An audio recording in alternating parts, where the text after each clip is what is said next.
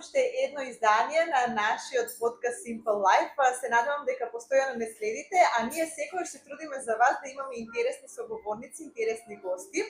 Еден од нив е еден млад предприемач овде на Малта. Тој ни доаѓа од Македонија, има 30 години, навистина млад предприемач, и со мене е Ален Осман, кој овде на Малта има ланец на сладкарници.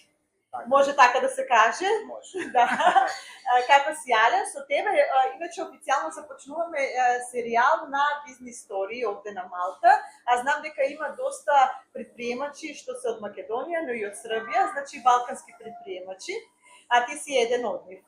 И како се инспирираше да дојдеш до овој бизнес? Како почна твојата приказна? Прво да ги поздравам сите кои што ја гледаат самата емисија. Значи, јас сум Ален, доаѓам од Скопје, така да више ме представите. Целата приказна почна пред 2,5 години, каде што јас и мојата мајка и брат ми и татко ми, претежно со мајка ми да кажам, пошто затоа и името доаѓа од како што се вика мама Шугар. Според нејзе решивме да отвориме сладкарница каде што ќе произведуваме продукти наши. Продукти кои што ги има не само кај нас, но ги има интернационално во другите земји исто така. Продукти кои што не се замрзнуваат, кои што се прават свежо, се печат секој ден и се продаваат до клиентите кои што доаѓаат во самата продавница. Така да, со тоа дека работам долго време во кетеринг индустријата, доста знам дека сите продукти се скоро секогаш замрзнати, нема свежи, има многу малце места на Малта кои што произведуваат продукти кои што ги продаваат и не ги увезуваат или ги носат замрзнати. Така да целата приказна е да се направи сладкарница која што луѓето, локалци и наши странци и туристи кои што доаѓаат да ја препознаваат по квалитет. Да. И зошто токму Малта ја одбра како земја за бизнес? Па јас во 2016 дојдов тука на Малта, плански, неплански, ајде така да кажам. Меѓутоа, останав тука, доста години работев како менаџер на доста локали и франшизи кои се во Малта, но потоа решив да направиме нешто за себе. И така целата приказна од кој што сега е таа кој што заедно креиравме со семејство. Да.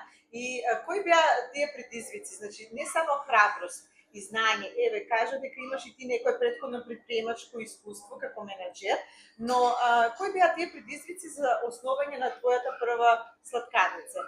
Како седнавте на маса и почнавте да тражите контакти, што рецепти, како всушност трае целиот процес на подготовка за реализација на бизнес, бизнес план например. Бизнес план, така. Значи, мајка ми, ние во Македонија не сме имали никош сладкарници, значи моите родители не се бавеле со сладкарници. Меѓутоа, мајка ми обожава да прави благи, обожава да прави општо и солено и благо, како такво. Така да решиме со мајка ми, ајде да направиме нешто поразлично, да отвориме нешто за нас. Целата визија беше да отвориме 3 сладкарници на Малта, кои што сега се отворени. Ова 2024 година како последна. Така да не беше лесно, на почетокот не беше дефинитивно лесно. Знаеш, кога почнавме, кога треба да им објасниш на локалците што е трилече, па ајде баклава ја знаат, што е више нешто турско и интернационално и сегде ја има.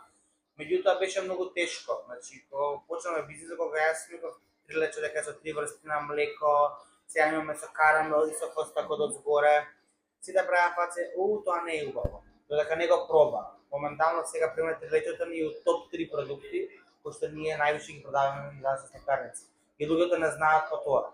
Не многу места можеби, уште ја знам, може сега има нови отворени кои што прават трилече, меѓутоа луѓето се научени на продукти, не знам, баџадера ја викаат, значи малтезите. Така да се научија и луѓето доаѓаат. Да. Затоа што мислам дека локалното население бара нешто ново, бара нешто што е различно, бара нешто што е свежо, не се бунат и да платат повише ако треба за вистинскиот продукт да вистински квалитет. Да. И како беше процесот на регистрација на фирмата? Сигурно претходно требаше да се информирате за некои законски регулативи, да најдете деловен простор, каде би била првата сладкарница, колкава беше првата инвестиција. Значи, ова е некои информации кои би им користеле на оние што доправа би го оделе твојот пат на некој начин. Така. Значи, ние за само маце, они се со тоа што дека ние сме доаѓаме од Third National Countries, ние знаеме дека не можеме во Европа да отвориме компанија на наше име. Сега има две опции кои што можат ние да отвориме компанија на наше име. Значи во Малта, ако сакате да отворите компанија со собствено име и да се само вработите себе си во истата компанија, подлежи на 650.000 евра или 6.000 евра или 5.000, така нешто беше, од 500 до 6.000 евра инвестиција, како така. Меѓутоа, можете да отворите вие компанија на ваше име, можете да вработувате луѓе, можете да бидете директор, можете да бидете shareholder на истата, меѓутоа не може да се само вработите себе си во истата компанија. Во моментот кога посакате да се само вработите во истата компанија, тогаш се појавува тој вид на пола милион инвестиција кој што државата на Малта го бара. Така да Ти како, кој пат го? Јас со long term, значи јас сум више 9 години на Малта, значи имам long term, значи и просто на тоа без никакви проблеми, со long term ги живеете сите права како и малтезите. Така да многу полесно се отвара, меѓутоа колку чини да се отвори компанија е исто и со long term и кога би отвориле компанија самите и меѓутоа може да отворите компанија, меѓутоа не може да бидете регистрирани во истата компанија. Вие можете да работите, пример, не знам, во Макдоналдс, да кажам, да отворите компанија и да работите, пример, вашата сопруга, например. Значи, можете тоа да го направите, за тоа што автоматски не се бара тој пола милион како сума за да се...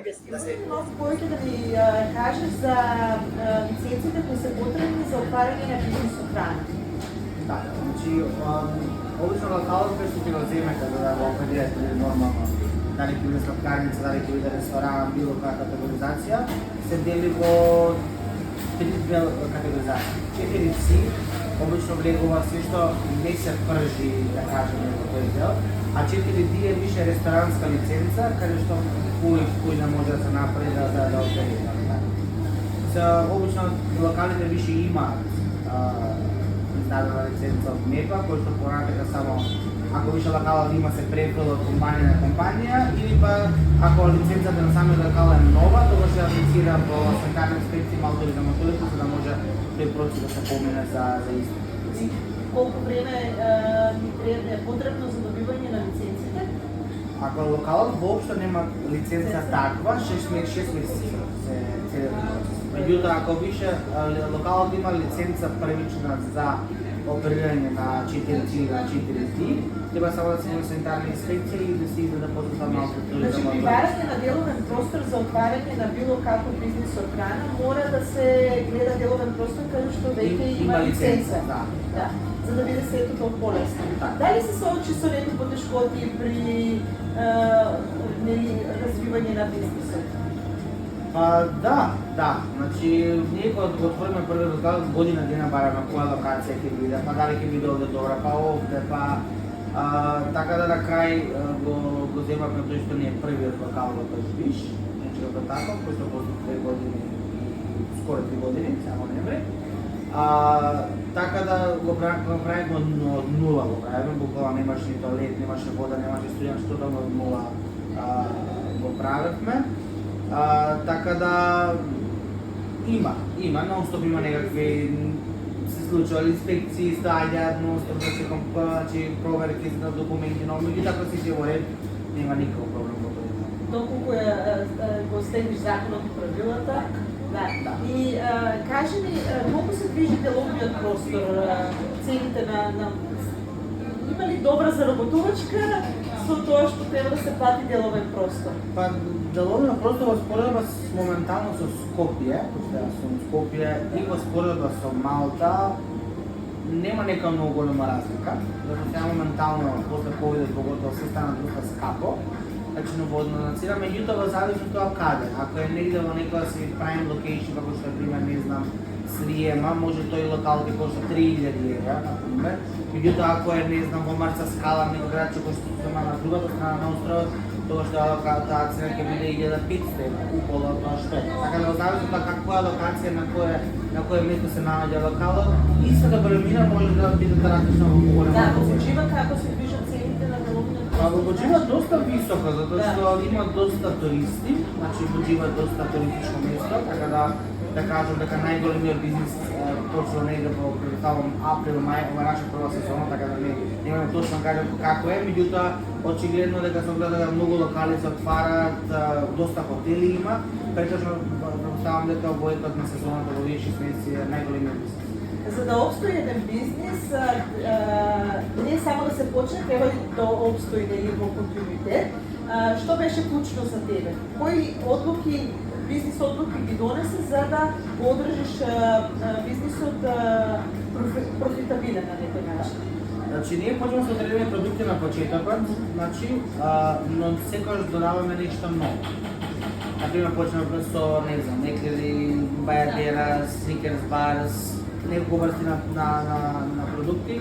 Потоа да, не знам, баклава чизкеј, кој што многу луѓе ја пробуваат и премногу е популарна, се моментално во целиот свет, таа е интернационална, како таква. Не знам, на Малта ги донесам стру вафлите, тие се продукти кои што се од Холандија, кај што во Холандија прават доста голем ресерч во Амстердам, зашто се толку популарни и слично, така да ние имаме први на Малта, кој што лаунчиравме стру вафли, како таква. Многу луѓе не знаат, меѓутоа ќе ја пробаат, доста им се свиѓа и доста се научиле више на тој продукт како тако. Секогаш мора нешто ново да се додаде. Значи, ако толку ги имаш истите продукти, више стануваш, ајде да кажам, досаден на луѓето. Знаеш, кога ќе видат искрат, нема нешто ново. Ако има нешто ново, секоја сакаат да пробаат, да видат, и ако тоа е со добар квалитетен, добар вкус, зашто Продолжувате понатаму. Дали ви помогна некој околу маркетинг стратегијата и реализацијата на промотивниот материјал, видеа? така, на Грижили почетокот некои, се грижили некои за вашата фан страна? да, на почетокот не, значи сега моментално ние од почетокот доста видовме многу локални инфлуенсери, така да ги кажуваме, категоризираме на категоризација, каде што ги поканувавме да дојдат да пробаат. Значи, така почна и нашиот маркет, доста работиме на маркетинг, поготово сега. Снимаме различни видеа. Лани сезоната имаме многу инфлуенсери, значи да почнеме, не знам, блогери од Берлин да снимаат за пистачиот кремот и за пистачиот мини палачинки. После тоа имавме инфлуенсери сега скоро во Буџива од Англија, од Лондон, прошла дека снимаше за тостот, капа тост. Снимаше за другите продукти, исто за цинамон рол, како такви, значи имаме доста време фокусирани на локални, но кога луѓето најдат како блогери надвор овде на Малта, претежно кажува дека првото место кој што им искача за пистачиот крем сме ние. И секој доаѓаат, секој сака да дојде да го проба. Така да имаме доста позитивен коментар, не знам, Еклер како Еклер, значи пример имавме исто Јохан Мисот, да го поздравам него сега и така. Снимаш исто така за Еклер, кој што каже дека ова е дефинитивно најдобриот Еклер што јас сум го пробал.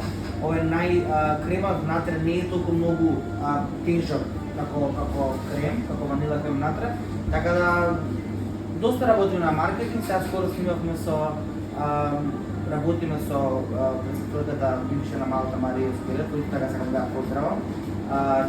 Имаме продукти кои што моментално избацаме капкейк мала со нивното лого, така што делот средства кои што ги абсорбираме од тие продажба на тие капкейк се донираат директно за нивната фондација. Доста работиме со Леиза.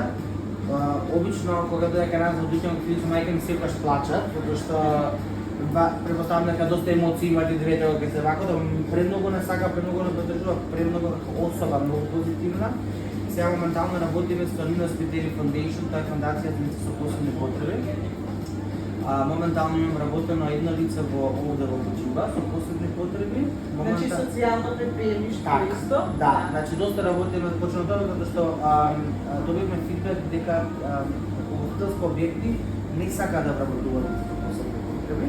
Така да ние со Марија и заедно во соработка придовме на фондацијата која што е одговорна за ова, да почнеме да регрутираме во нашите локали лица со посебни потреби.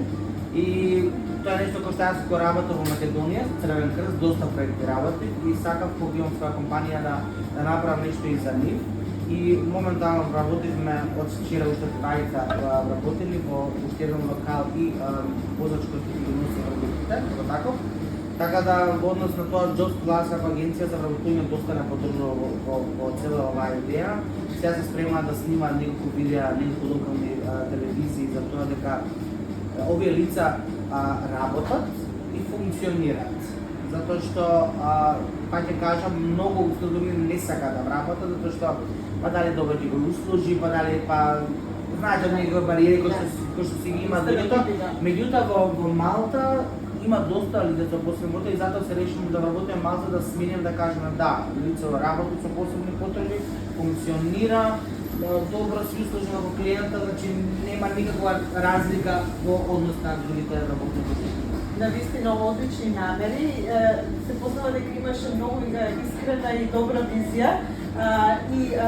Прашањето ти спомена дека треба да има околу прилика за почнеме собствен бизнис околу, например, 15 до 20, може би до 30.000 евра, но за млади предприемачи, како да дојдеме до тие средства?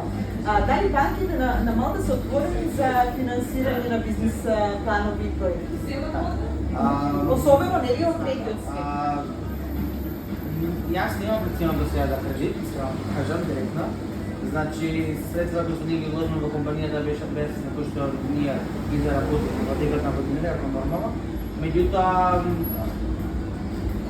да се отвори малтешка банкарска сметка со компанија на мој име, например, процесот може да трае некаде од 10 до 6 месеци. Меѓутоа, тој процес не е само за странци, значи многу и секои држави не вака, но треба да се аплицира за банкарска сметка, например, за самата компанија, трае доста долг период и јас мојата потреба околу 2 месеци, значи целосната отварање на APS, која се банката што ние отвориме банкарска сметка, не сум аплициран за кредит, мислам дека може, да, отворени се за во тој дел да помогнат, долго имате бизнес идеја, зашто не?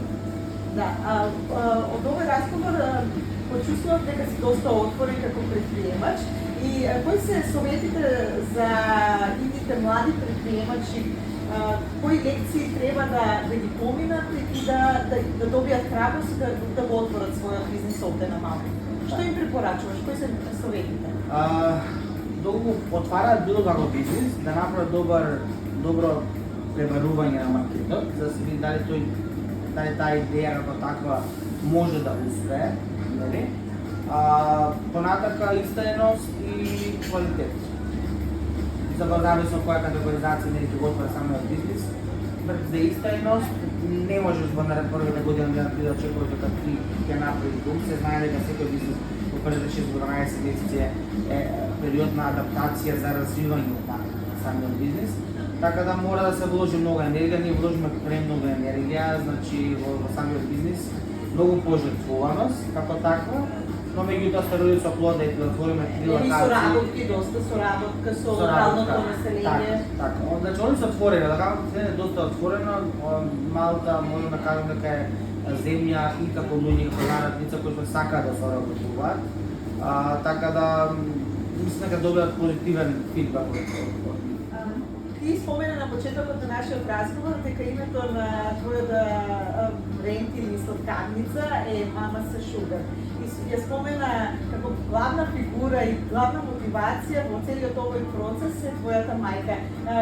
Како оценуваш твојата релација со твојата мајка како бизнис партнер? Еве, ти почна својот бизнис со својот родител. Така. Многу од нас имаме некои конфликти со родителите, но еве ти бизнис партнер. Како вика, најдобро е фамилијарно да се почне бизнис. Значи, мајка ми е тежок работник, да кажем така, на тоа тој дел да кажем индивидуа.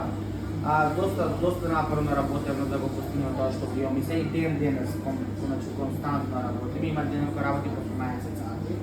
Значи, за разлика да колку имаме нарачки, колку треба да се постигне како тоа. Така да, секој што убаво фамилијарно се почне, дефинитивно. Имаме согласие, јас сакам новото го сакам вако да биде, не јас дека треба вака да биде, како да така да има секој во бизнисот нешто кој што не може секој да се усогласиш, тоа е нормално, но меѓутоа како биде, ако Ако мајка ти нешто мисли доброто, нема кој, така да Ти дефинитивно. ја слушаш? Да, мора. Она е главна, дефинитивно, затоа што на крајот на кристото, она кој си го прави влагите, она што да ги водите сите креации заедно со листа, кој што само таму работат, кој што само таму четворица кои што работат во кујна.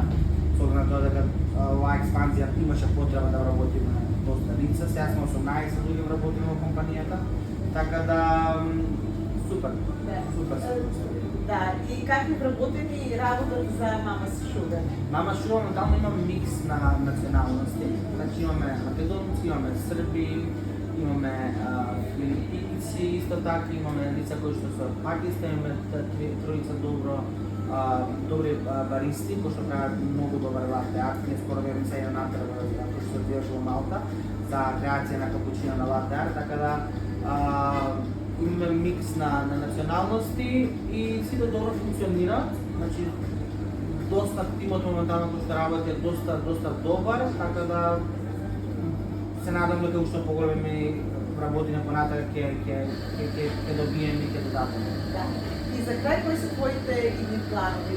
Се гледа твоето задоволство со постигнатото, но кои се идните бизнес планови? Така, идните бизнес планови се доста големи. Моментално планирав секогаш кога го отвориме нашиот бизнес, да следиме нашето име и нашето лого, за да можеме да го стартуваме како локална франшиза, малтешка, која што понатака ќе се шири надвор државата. Више имаме комуникација во Македонија, сега скоро пред 2 недели во Скопје нешто вакво да се отвори. Имаме комуникација во Холандија и во Мексико. Значи, меѓутоа ништо не е официјално. Дали ќе се отвори нешто на други локации, се да се ова преговори, не е ништо на лист подпишано и официјално. Така да се надевам дека во наредните 3 до 4 години ќе можеме да направиме нека експанзија надвор. Ова како франшиза би функционирало. Да, така да се надевам дека ќе можеме да се прошириме надворот. Многу луѓе доаѓаат странци и прашуваат дали ова е франшиза, значи многу луѓе не знаат дека јас стојам под брендот како тако. Многу логалци мислат дека Малтежанс го држи самите дојдени, така да не сум често многу да се истакнува, ајде да кажеме така, значи кога идам на некои настани, луѓето доста знаат за нас, значи така да мислам дека добар маркетинг, да, дефинитивно, и мислам дека најдобар маркетинг моментално што функционира Малта е од збор на збор. Значи тој што бил кажал, така да луѓето така се поврзуваат и доаѓаат и пробуваат. Така да ја верувам во нашите продукти дека се доста добри, ако што луѓето го изборат. Така да, кој што не пробава што треба да проба, исто така. Се надевам дека ќе успееме да ги достигнеме на вашето очекување. Се трудиме доста тешко работиме да одржиме концептот кој што си го почнавме од почетокот. Работиме на уште некој проект на Малта кој што, ајде ќе кажеме нешто во однос на храна. Дали ќе биде ресторан, дали ќе биде, пошто више имаме еден бренд кој што го ланчираме лани за бургери, нешто наше, значи во тој дел, што се вика Mama's Burgers. Така да тоа е нештото можеби до крај на годинава или средна година ќе можеме да го ланчираме на некоја нова локација, но се уште се размислува што и како. Да. Ти благодарам многу, Али, за твоето гостување во нашиот подкаст. Се надевам, драги мои, дека научивте и се информиравте доста како се почнува бизнис со храна овде на Малта. И ви посакувам и во наредните наши епизоди да не следите. Само се извинувам доколку слушате некои звуци во позадина, тоа е затоа што се наоѓаме во еден прекрасен амбиент, во еден од сладкарниците, поточно во сладкарницата во Жива на Мама Шуга. Фала ти, Али, уште еднаш. Благодариме на вас. Чао, чао.